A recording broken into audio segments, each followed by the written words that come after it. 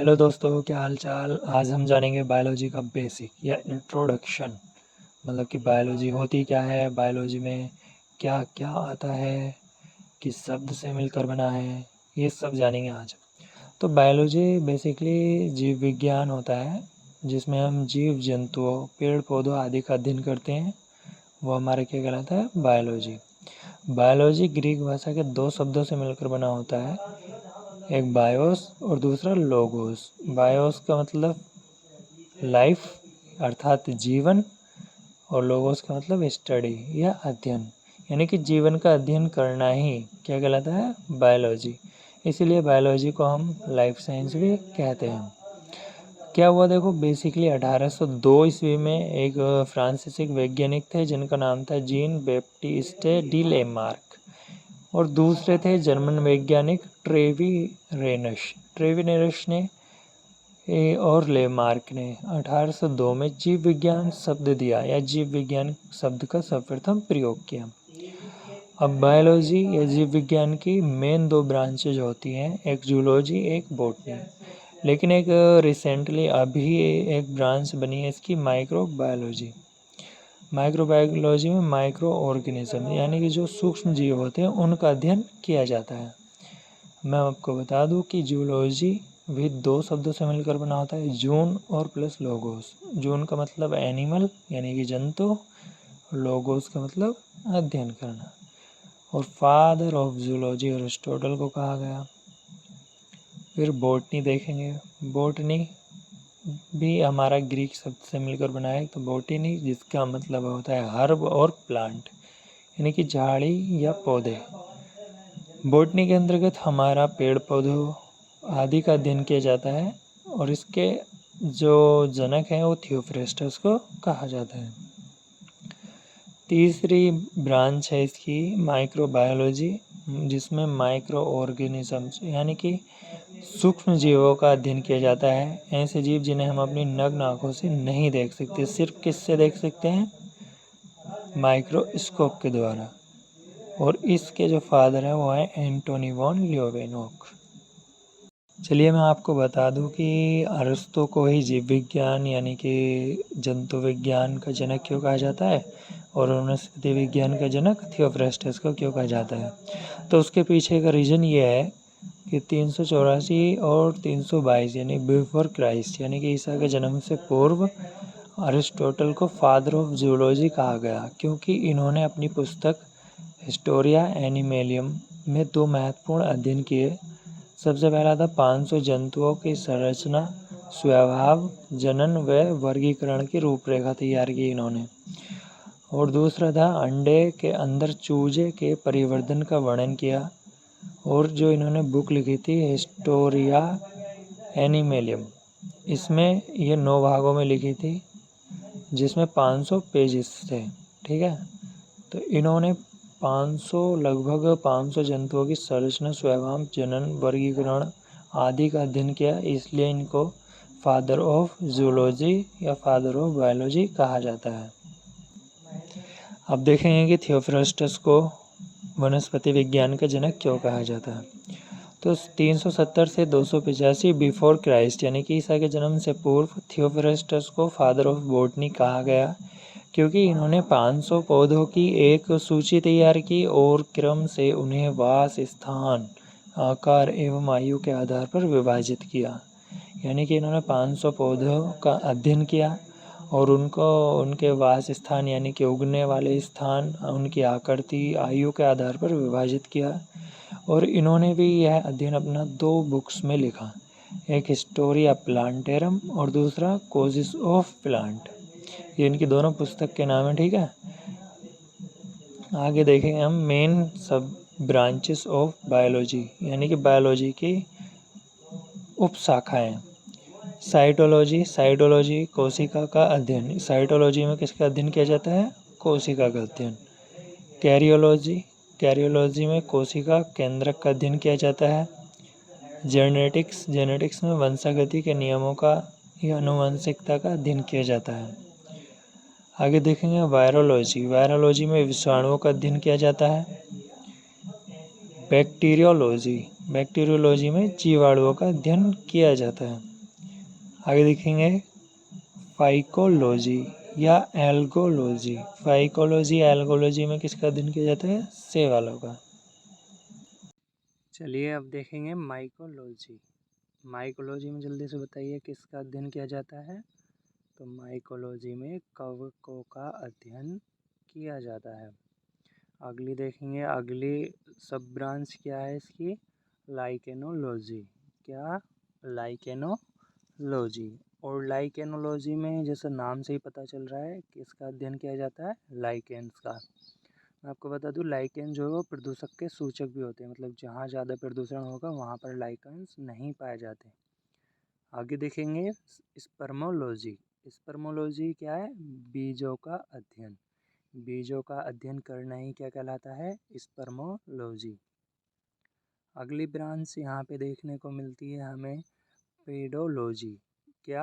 Pedology. Pedology या इफेडोलॉजी, और इसे हम बोलते हैं मृदा का अध्ययन। पीडोलॉजी को क्या कहते हैं? मृदा का अध्ययन। आगे देखेंगे हम ओलेरिकल्चर। ओलेरिकल्चर क्या होता है भैया? ओलेरिकल्चर होता है हमारा सब्जियों का अध्ययन करना। सब्जी किसके अंतर्गत आती हैं?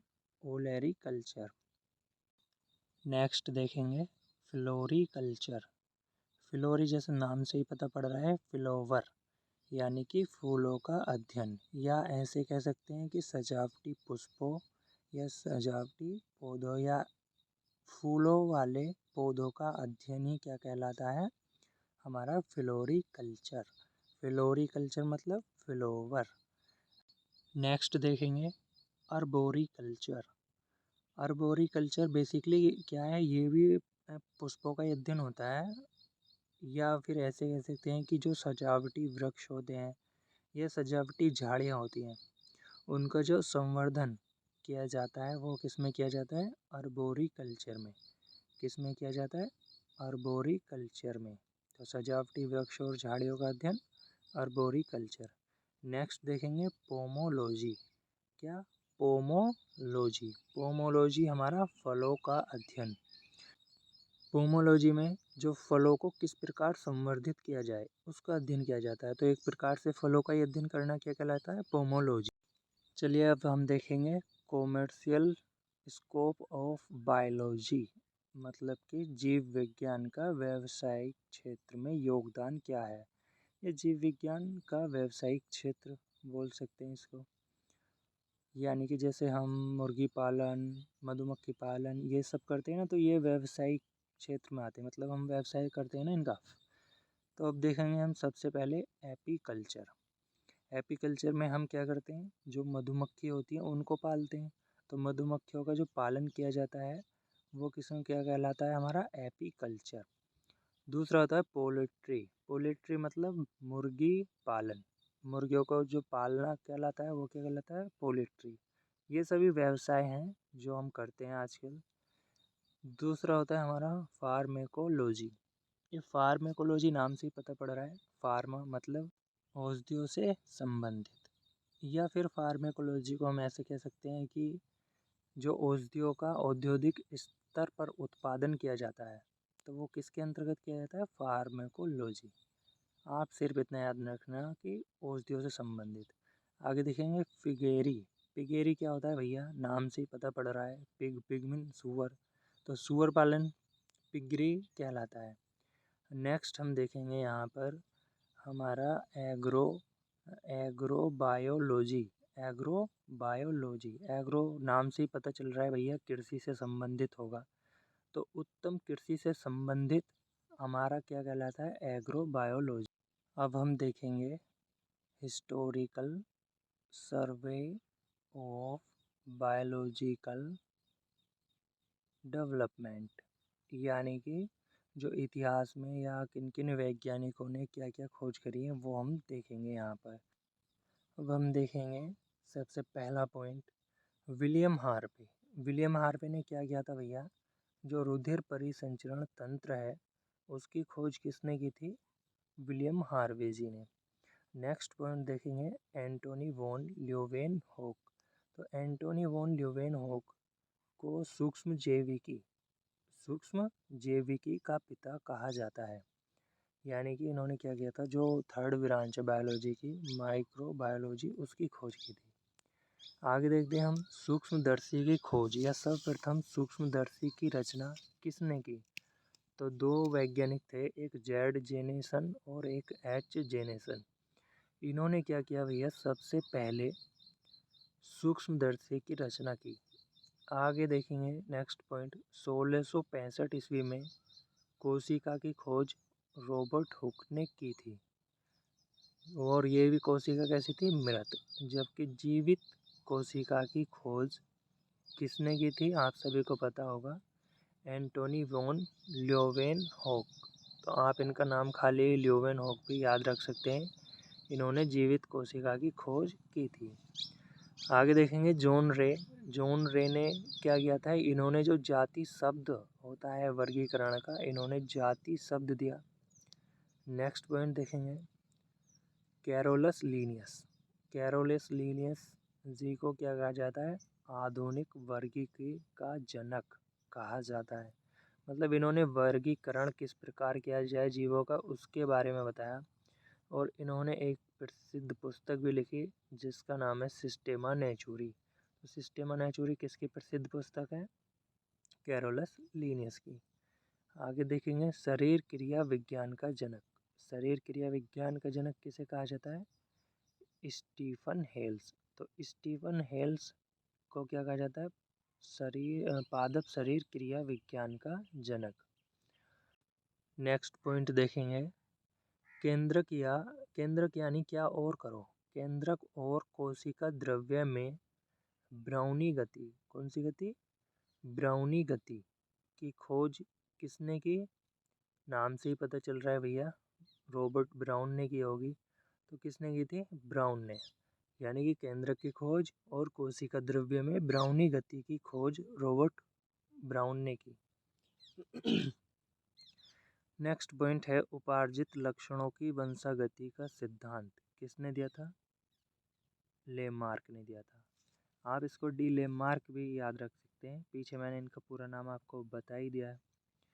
आगे देखेंगे केंद्रिका की खोज। केंद्रिका की खोज किसने की, फोंटाना ने की। नेक्स्ट पॉइंट है, बैक्टीरिया नाम किसने दिया। बैक्टीरिया नाम किसने दिया या बैक्टीरिया की खोज किसने की थी, ल्योवेनहॉक ने। लेकिन जो इसको नाम दिया था वो ईहरबर्ग ने दिया था। आगे देखेंगे कोशिका सिद्धांत। कोशिका सिद्धांत इम्पोर्टेंट है, ये स्लाइडेन तथा स्वान नामक दो वैज्ञानिकों ने दिया था। आगे देखेंगे आनुवांशिकी का जनक या पिता किसे कहा जाता है, ग्रेगर जॉन मेंडेल को कहा जाता है, जिन्होंने मटर के पौधे पर प्रयोग किए थे। ठीक है। और अब हम देखेंगे अगला पॉइंट। अगला पॉइंट है जीव द्रव्य की खोज किसने की। तो जीव द्रव्य की खोज किसने की थी, पुरकिंजे ने की थी। अगला पॉइंट है माइटोकॉन्ड्रिया की खोज किसने की। तो माइटोकॉन्ड्रिया की जो खोज है वो हमारी कोलिकर जी ने की थी।